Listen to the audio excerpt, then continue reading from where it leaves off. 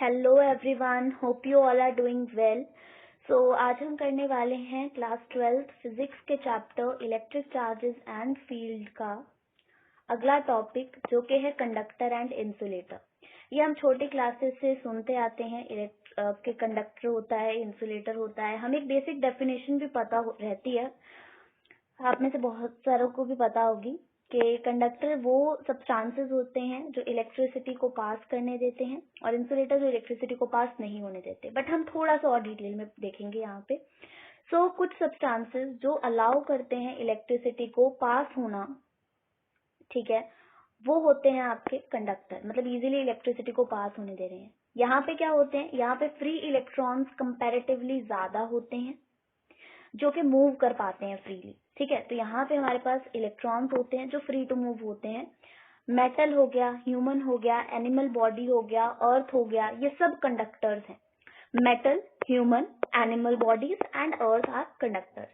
अब उसके बाद बहुत से नॉन मेटल्स हैं, जैसे ग्लास हो गया, पोर्सिलिन हो गया, प्लास्टिक हो गया, नायलन हो गया, वुड हो गया। ये सब इलेक्ट्रिसिटी को पास नहीं होने देते, ये रेजिस्टेंस क्रिएट करते हैं, यानी ये रेजिस्ट करते हैं इलेक्ट्रिसिटी को फ्लो होने में। तो ये सब हैं इंसुलेटर्स। और काफी सारे ये सब चांस हैं, ठीक है, जैसे यहाँ पे एग्जांपल है glass, porcelain, plastic, nylon, would, ये सब इंसुलेटर्स हैं।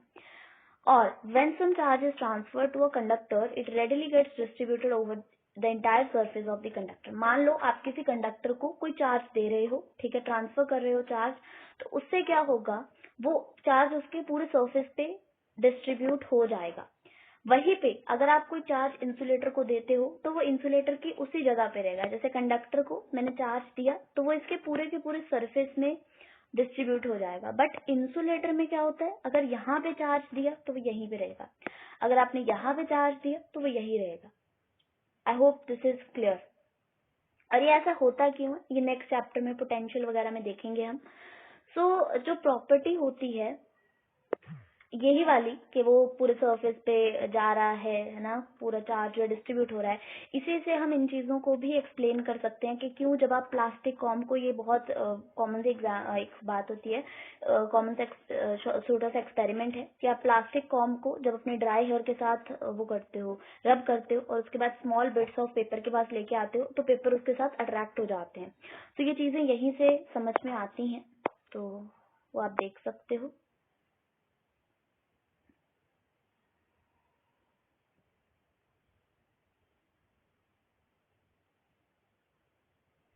तो यही सारे यहाँ पे एग्जाम्पल्स हैं। बट यहाँ पे ये मैं जरूर दिखाना चाहूंगी, यहाँ पे ये है हमारे पास गोल्डलीफ इलेक्ट्रोस्कोप और स्कीमेटिक्स ऑफ सिंपल इलेक्ट्रोस्कोप। ये गोल्डलीफ इलेक्ट्रोस्कोप की ही बातें हो रही हैं कि ये आपके पास एक बॉक्स है, ये एक बॉक्स है ना, ये बॉक्स है जिसके अंदर ये आपको एक मेटल की रॉड दिख रही होगी। ठीक है, ये रॉड है मेटल की, ये बेसिकली एक रॉड है, और नीचे ये जो है ये गोल्ड लीव्स हैं, गोल्ड लीव्स हैं ये आपके। उसके बाद यही मेन है, और ऊपर एक मेटल की नॉब है। तो जब आप इसको पास लेके आते हो एक चार्ज रॉड को, तो ये नॉब पे चार्ज जाके आगे चार्ज ट्रांसफर होता है, और ये जो है एक दूसरे से डाइवर्ज हो जाते हैं। और ये भी एक सिंपल सा दिखा रखा है, एक बोतल सी ले ली हमने, उसमें ये गोल्ड लीव्स या फिर कुछ और भी आप यूज कर सकते हो, कुछ चीजें होती हैं। तो इसके पास लेके आओगे अगर आप चार्ज रॉड को, तो ये फिर यहाँ पे डाइवर्ज हो जाएंगे एक दूसरे से। ठीक है, तो ये आप समझ चुके हो लास्ट वीडियो में। अगर इसी को डिटेल में देखना है तो आप लास्ट वीडियो रेफर कर सकते हो।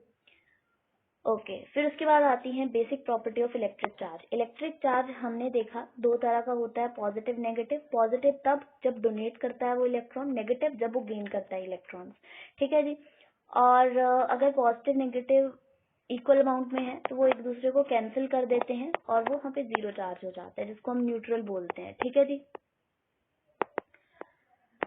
अगर आपको इलेक्ट्रिक चार्ज की डेफिनेशन बतानी हो कहीं पे, तो आप बोल सकते हो कि they are the fundamental property of matter due to which it produces electric and magnetic effect. यानी मैटर की ये फंडामेंटल प्रॉपर्टी होती है, जिस तरह से मास होता है वैसे ही चार्ज होता है फंडामेंटल प्रॉपर्टी, जिसकी वजह से इलेक्ट्रिक और मैग्नेटिक इफेक्ट्स प्रोड्यूस होते हैं। अब पॉइंट चार्जेस, ये वर्ड आपने बहुत बार देखा होगा, है ना, आगे भी हम यूज करेंगे, बट ये समझना जरूरी है ये होता क्या है। तो जब ऑब्जेक्ट का या चार्ज्ड बॉडी का जो साइज हो वो उन दोनों के बीच के डिस्टेंस के कंपैरिजन में बहुत छोटा हो, यानी कि मैं एग्जाम्पल से समझा देती हूँ। ये मेरे पास चार्ज्ड बॉडी है A, ये मेरे पास है चार्ज्ड बॉडी B। तो ये दो छोटी छोटी बॉडीज हैं और इनके बीच का ये डिस्टेंस है D।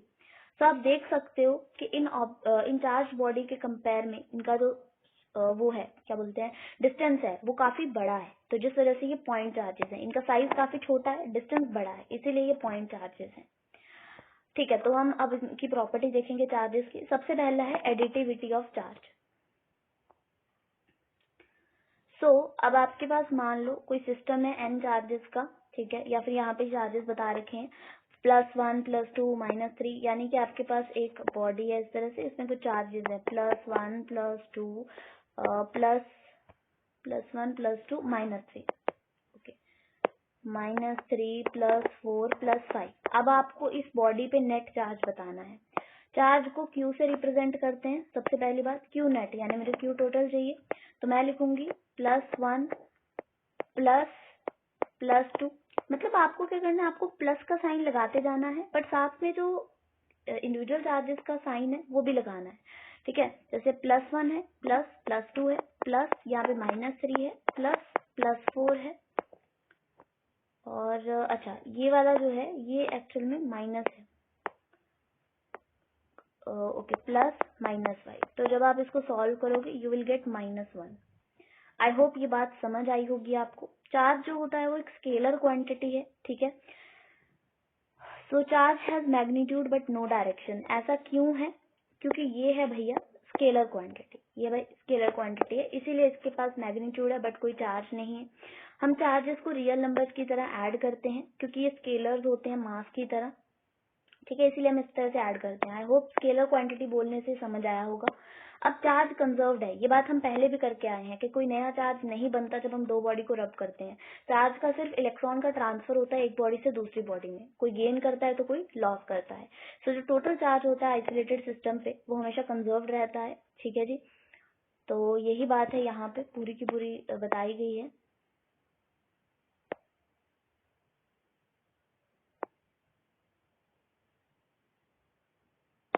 और ये बात भी मैंने बताई थी कि अगर प्रोटॉन और जो इलेक्ट्रॉन है वो इक्वल अमाउंट में प्रेजेंट है, अपोजिट चार्ज तो होता ही है इनके पास, बट इक्वल अमाउंट में प्रेजेंट है, तो जो टोटल चार्ज होगा वो 0 होगा, ठीक है जी।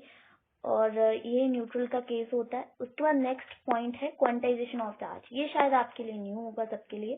सो क्वांटाइजेशन ऑफ चार्ज क्या होता है? तो क्वांटाइजेशन ऑफ चार्ज का मतलब होता है कि आपके पास यहाँ पे Q is equals to any, ये यहाँ पे क्या है, आपके पास एक एक्सप्रेशन है जो बहुत काम का है। तो यहाँ पे के सारे फ्री चार्जेस जो होते हैं वो इंटीग्रल मल्टीपल होते हैं बेसिक यूनिट ऑफ चार्ज, जिसको हम ई से डिनोट करते हैं, है ना। क्या बोला है, दोबारा बताती हूँ कि जो भी फ्री चार्जेस हैं आपके पास Q, है ना, जो भी आपके पास फ्री चार्जेस हैं Q, वो इंटीग्रल मल्टीपल होते हैं बेसिक यूनिट ऑफ चार्ज, जिसको हम रिप्रेजेंट करते हैं E से। E क्या होता है? E की वैल्यू होती है, E इलेक्ट्रॉन पे जो चार्ज होता है वो होता है 1.6 × 10⁻⁻19 कूलम्ब। कूलम्ब यूनिट होती है चार्ज की। जो यूनिट होती है चार्ज की वो होती है आपकी कूलम्ब, C से रिप्रेजेंट करते हैं। अब उसके बाद यहाँ पे यही बात है कि जो आपका इलेक्ट्रिक चार्ज होता है किसी भी बॉडी पे, वो इंटीग्रल मल्टीपल होता है बेसिक यूनिट ऑफ चार्ज, जो कि इलेक्ट्रॉन के ऊपर होता है, और वो होता है 1.6 × 10⁻⁻19 कूलम। अब यहाँ पे लिखा भी है, जो SI यूनिट है SI सिस्टम में चार्ज के ऊपर, वो होती है कूलम, और कैपिटल C से इसको हम डिनोट करते हैं। और 1 कूलम को हम डिफाइन कर सकते हैं कैसे? Is the charge flowing through a wire in 1 second if the current is 1 ampere। ये शायद आप पहले भी जानते होंगे ये डेफिनेशन। 1 कूलम वो अमाउंट ऑफ चार्ज है जो फ्लो करता है वायर में से 1 सेकंड में, जब 1 एम्पियर का करंट उसमें पास होता है। E की वैल्यू होती है 1.6 × 10⁻⁻19 कूलम। अच्छा, ये जानना बहुत जरूरी है, 1 माइक्रो कूलम को हम लिखते हैं 10⁻⁻6 कूलम, 1 मिली कूलम को हम लिखते हैं 10⁻⁻3 कूलम। और यहाँ पे कुछ नहीं है, ठीक है, तो वही हमारे पास मेन था। उसके बाद यहाँ पे यहाँ पे ये हो जाता है कंप्लीट। ठीक है, सो हमने बेसिक प्रॉपर्टीज ऑफ चार्जेस देखा। सो होप आपको एंजॉयबल लगा होगा। So hope you all enjoyed watching this video. Please like, share and subscribe the channel for watching more videos. Thank you.